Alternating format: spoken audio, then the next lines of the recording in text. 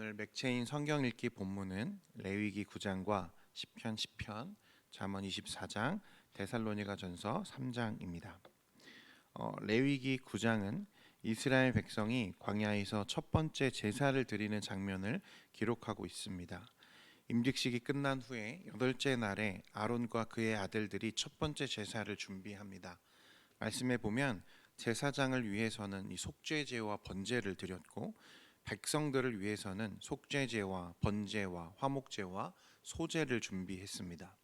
먼저 제사장들을 위한 속죄제와 번제를 드리고 난 후에 이어서 백성들을 위한 제사를 드리는데 속번제를 제외한 4가지 제사를 하나님께서 정하신 규정대로 꼼꼼하게 지켜드렸습니다.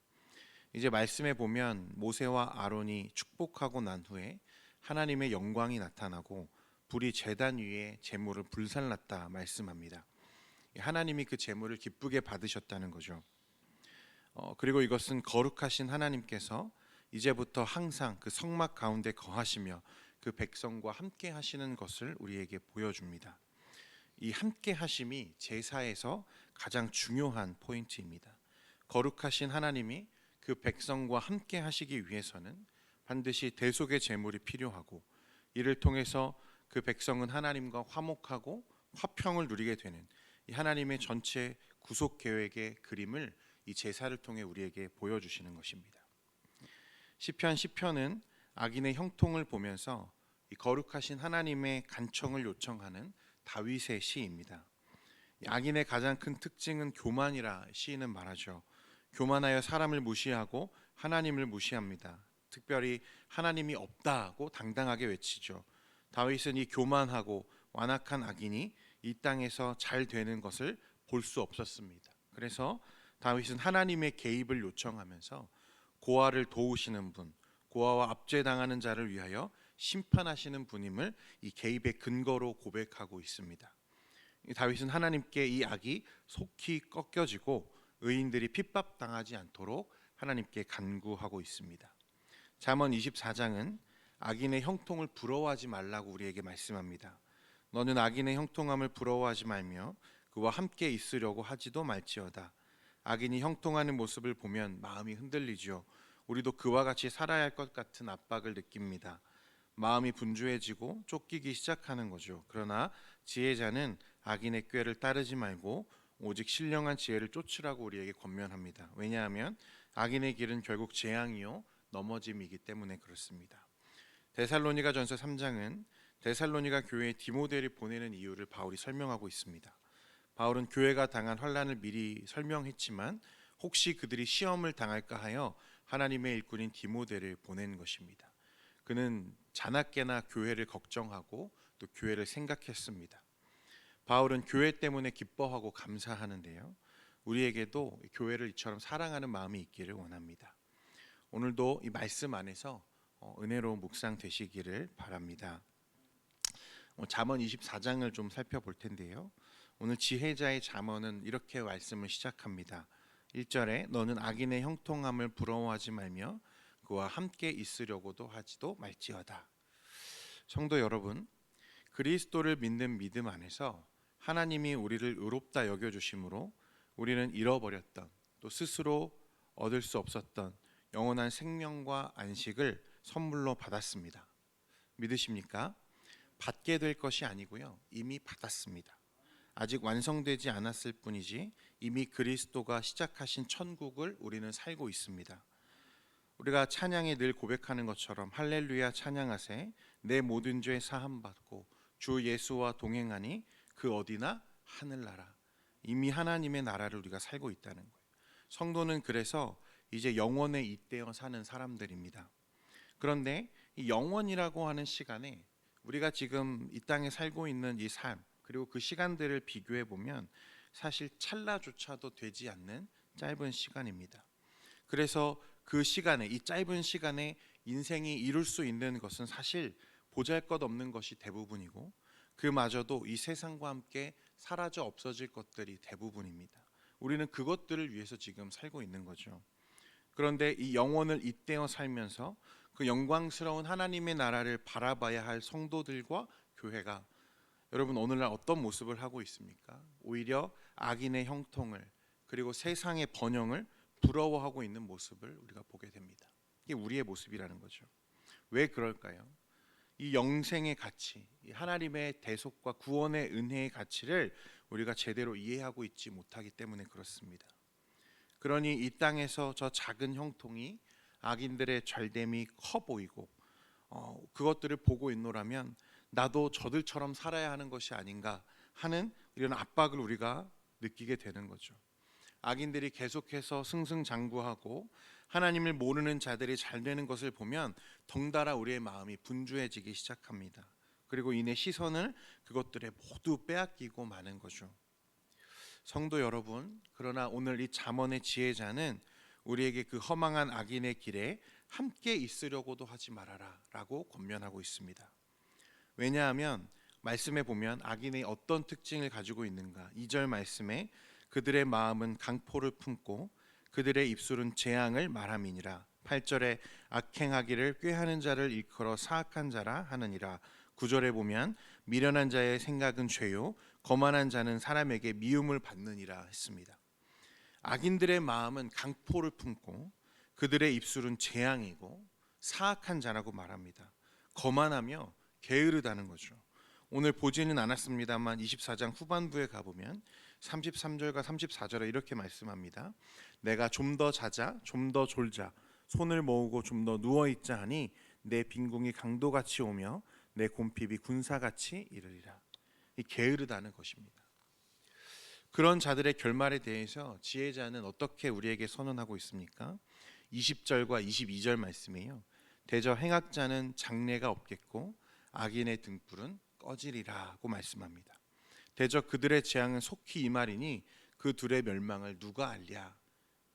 반드시 그들은 이 멸망 가운데 사라질 것이다 라고 말씀하고 있는 거죠. 그렇다면 반대로 지혜로운 자는 어떻습니까? 3절 말씀해 보십시오. 집은 지혜로 말미암아 건축되고 명철로 말미암아 견고하게 되며 5절에 지혜 있는 자는 강하고 지식 있는 자는 힘을 더하나니 7절에 지혜는 너무 높아서 미련한 자가 미치지 못할 것이므로 그는 성문에서 입을 열지 못하느니라. 잠언 기자는 이 지혜자의 지혜가 미련한 사람이 깨닫지 못할 정도로 아름답고 귀한 것이라 우리에게 말씀합니다.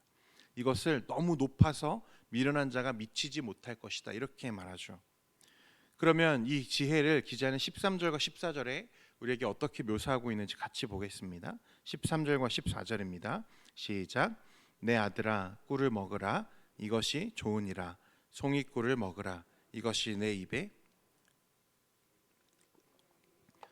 이가 같이 줄을 알라. 이것을 얻으면 정령이 내 장래가 있겠고 내 소망이 끊어지지. 잠언 기자는 이 지혜가 마치 꿀이 우리 입에 단 것처럼 우리 영혼의 지혜가 마치 이와 같다고 말씀하고 있습니다. 지혜에 머무는 것이 우리의 소망이고 기쁨이라는 것입니다.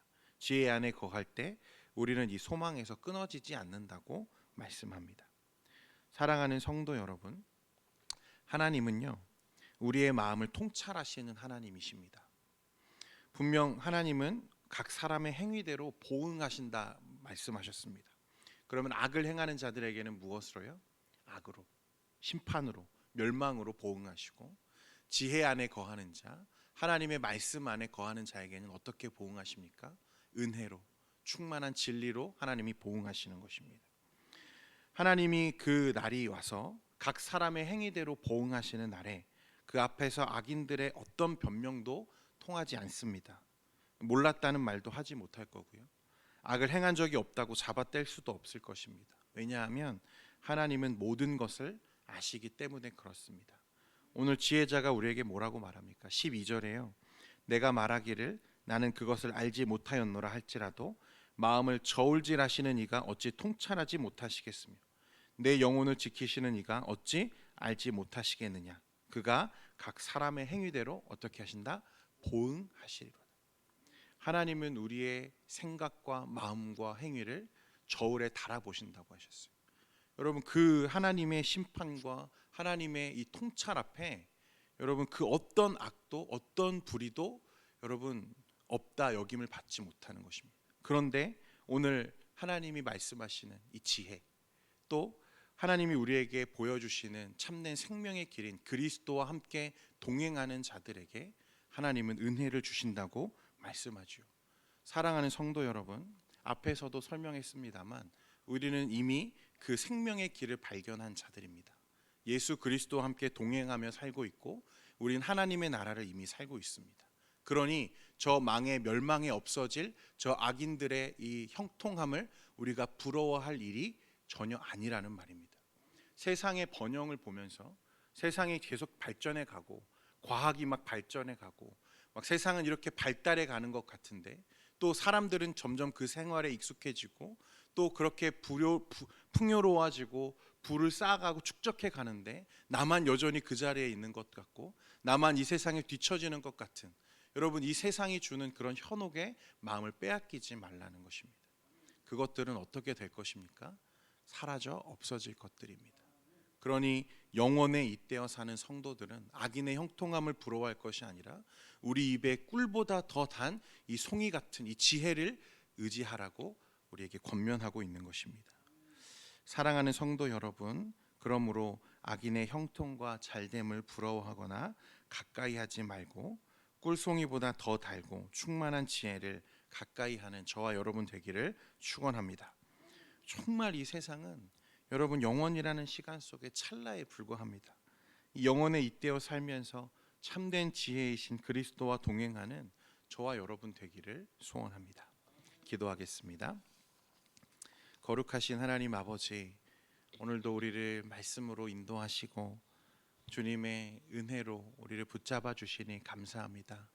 하나님, 우리의 마음이 얼마나 분주하고 우리의 마음이 얼마나 또 세상을 향해 있는지 주님, 우리가 돌아보며 지혜자의 말씀에 겸손하게 하나님의 은혜를 구합니다.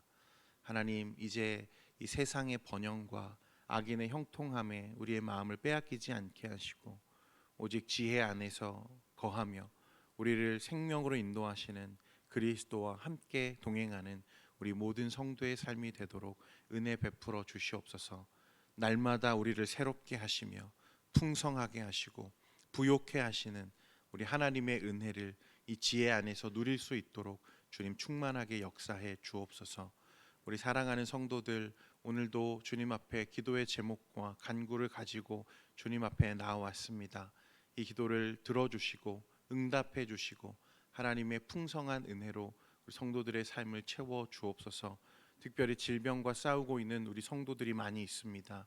항암 치료하는 성도들, 그 외에 여러 가지 질병과 싸우는 우리 성도들이 많이 있는데 하나님 은혜 주시고 생명과 진리와 말씀 안에서 이 어려운 시간들을 극복하며 이겨나갈 수 있도록 주님 붙잡아 주옵소서. 두렵지 않게 하시고 하나님, 이것을 넉넉하게 이길 수 있도록 늘 동행해 주옵소서. 그 외에도 많은 기도의 간구들이 있을 텐데 하나님, 우리의 기도를 조성해 주시고 이 시간 주님 안에서 충만한 시간 될 수 있도록 은혜 베풀어 주옵소서. 예수님의 이름으로 기도합니다. 아멘.